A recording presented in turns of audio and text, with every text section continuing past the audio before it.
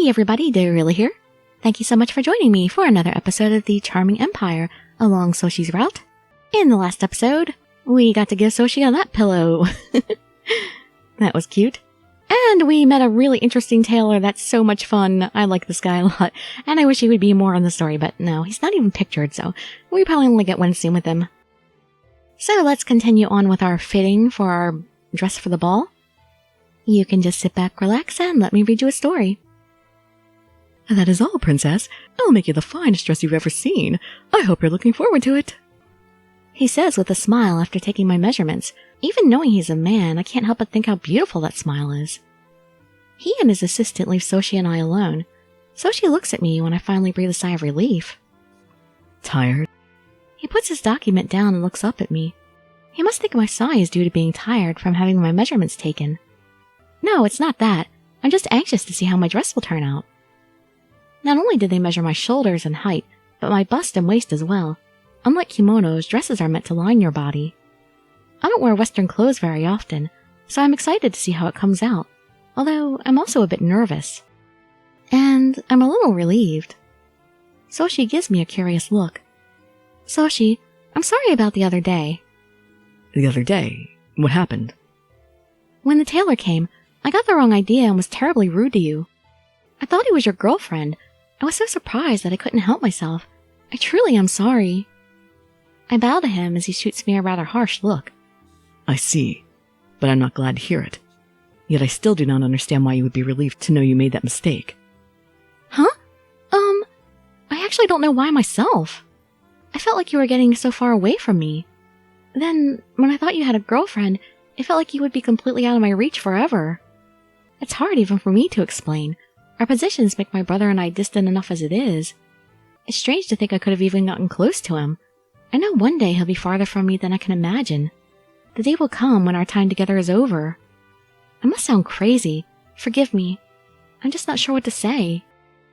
I laugh in spite of myself, and the sound of it is sad even to me. Soshi stands there, uncharacteristically silent, unable to answer.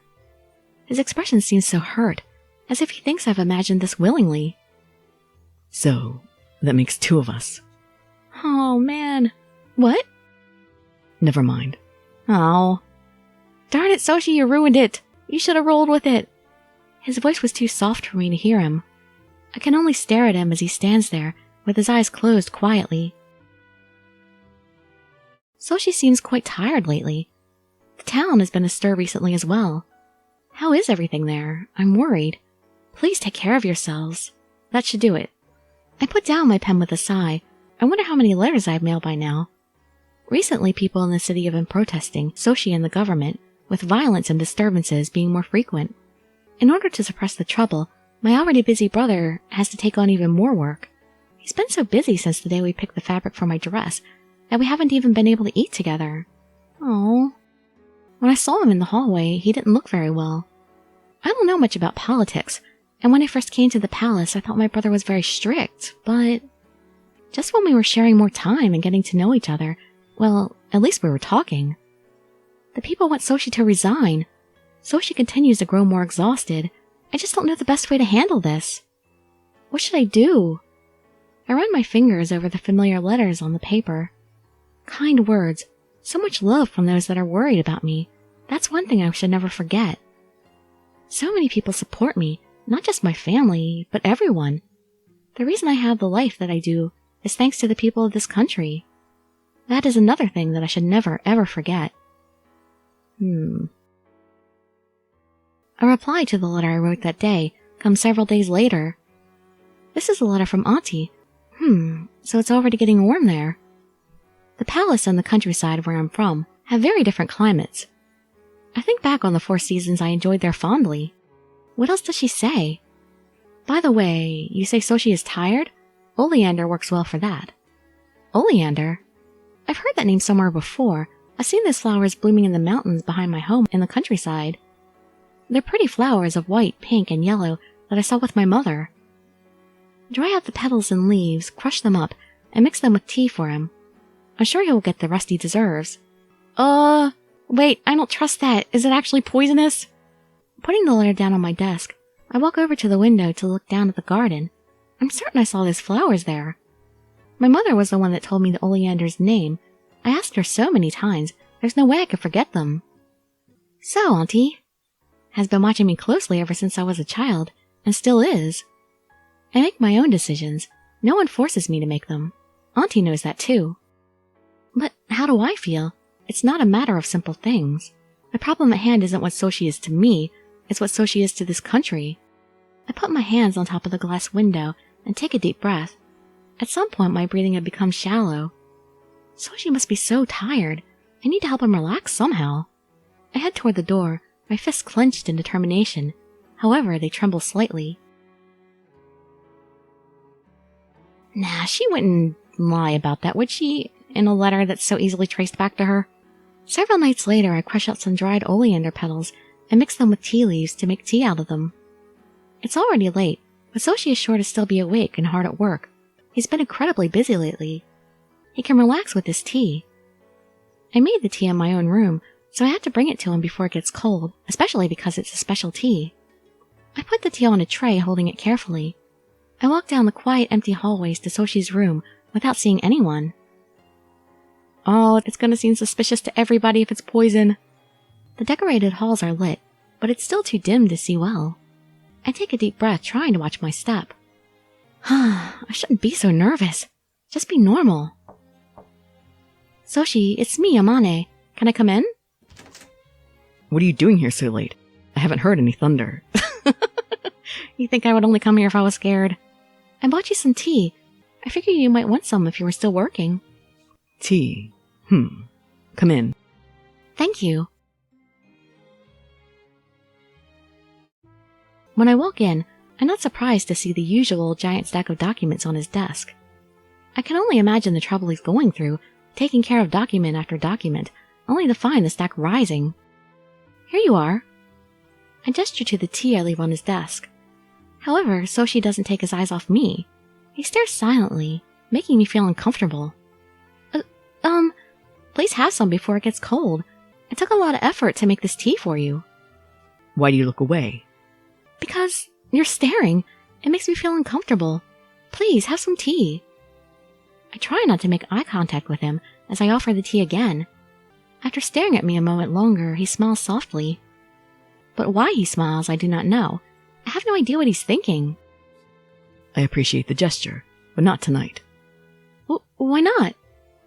I still have things to do, so I cannot die just yet. What? He speaks so calmly, as he might of the weather, making me tense up. What did he just say? Excuse me? Why would something as terrible as dying happen? You are a terrible liar. It's obvious to the person you're trying to fool. There's oleander in that tea. What? But this can't be. He knows. He's seen through everything I'm trying to do. My hands tremble, clutching the tray, as his icy gaze pierces through me. He knew that the tea was poisoned. My mother told me so many times about the oleander flower. Its leaves, petals, stem, and roots are all very poisonous, so I should be very careful with them, is what she told me. Judging by your reaction, I assume you are aware of what is in that tea. How did you know there was oleander in it? The gardener told me that you came to get one of the flowers from the garden. He believed you took it just to admire. The gardener didn't tell Soshi about it on purpose. It simply came up in another conversation they had. Seriously, I knew that it was poison? The gardener seemed very pleased with how happy I looked when I took the oleander. When you're in my position, you learn quickly about poisons. There are plenty of other poisonous plants in that garden, too. How long have you been on to me? From the very beginning. Who'd have thought I would be the yandere? This is the first time I've gotten to be that in any, otome game, I think. From the beginning? To be more accurate, I've been on to everyone, not just you. Ever since I came into this position, I haven't trusted anyone. So, you haven't trusted me this entire time? Then, why did you bring me to the palace? My mind is frozen, but I can feel my eyes burning. Soshi looks at me blankly. Because you're useful to me. Why do you ask questions you knew the answer to? I said that from the start that you have a purpose here. If you didn't, why would I bring you here?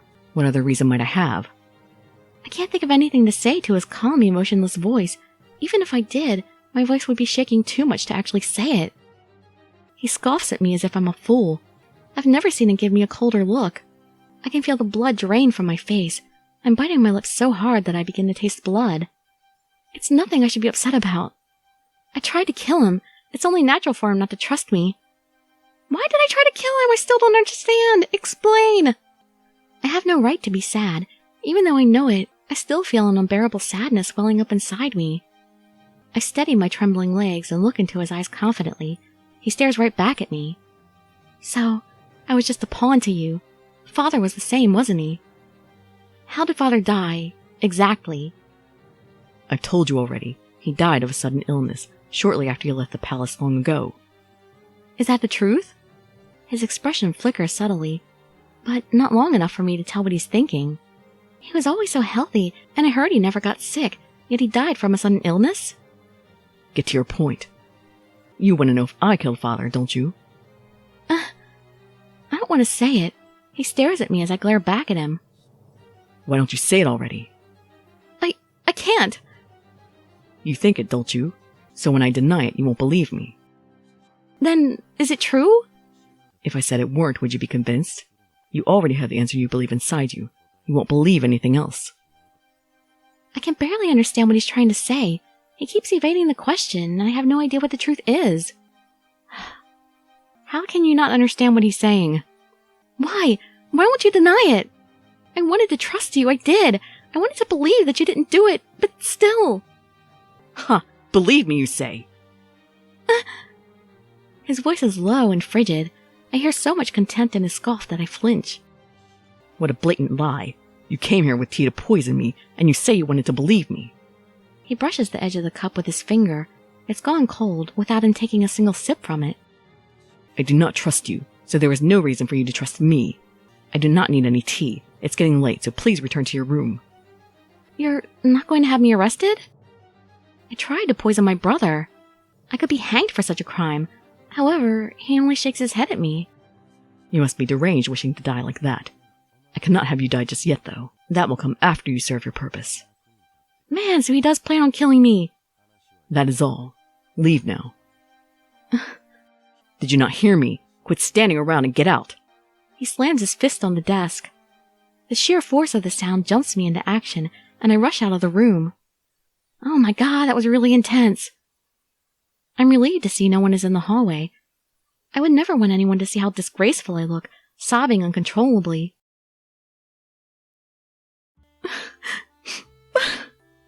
I fall into bed and stifle my voice as I weep. I feel like my heart has been torn in two. My room is dark, just as I had left it, but for some reason it seems to glow hazily. So she knew. He knew I was going to try to kill him. I was earnest in my pursuit to get to know him better. I wanted to know what kind of person he was, and to spend time with him. I also really wanted to be someone he could trust, even when he couldn't trust anyone. But I decided this. It wasn't an easy decision to make either. Since my mother died, Auntie has hated everything about this palace, and its most powerful person, my brother. At first she hated my father for exiling us to the countryside, but after he died from his illness, she began to doubt Soshi. When she heard I was to move to the palace, she feared I would suffer the same fate as my father. That's what she said in her letters. Wouldn't you kind of figure that maybe these letters had been read before they actually got to her? I would think Soshi might actually read them before he gave them to me. She told me she would not let him do as he pleased, that he was an enemy of my parents, and I was to make him pay for it. Her letters spoke of her worry for me, as well as her hate for Soshi. I understood from then clearer than when I lived in the countryside the sad and frightening emotions she harbored. She loved my late mother more than anything in the world. Yet, I decided to see it with my own eyes. Hear the truth, think for myself. But still I could not dispel my doubts. Soshi never denied killing father. Does that mean what Auntie feared most was true? Was it because he got in the way? Because he wanted the throne? Is that why he did it? My doubts won't disappear, partly because of the people's discontent with the government. All the information I've seen supported my suspicion of him. Was I wrong? I say out loud, half expecting an answer. I bury my face into my pillow, draining more tears into it. I had thought tonight was cloudy, but at some point the moonlight had shone through. Even without my eyes being adjusted to the dark, it would still be bright from the moonlight shining through my window. The flowers on the windowsill let fall a single petal. No matter what I think, it's too late. All because I couldn't trust Soshi.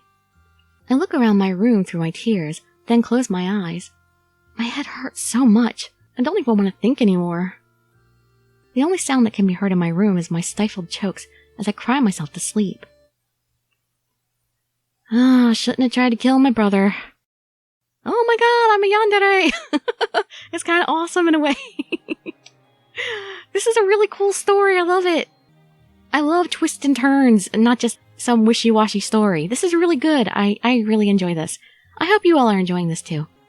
But man, I feel like she's just assuming too many things on either side without enough actual proof.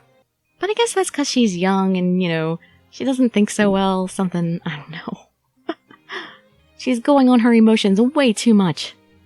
Well, anyway, hope to see you in the next video to see how things progress. And I'd be so grateful for any likes, comments, subscriptions, or shares with your friends to show some support. Thank you so much for joining me, and I wish you all health, happiness, and safety. Dirili signing out. Bye-bye, everybody.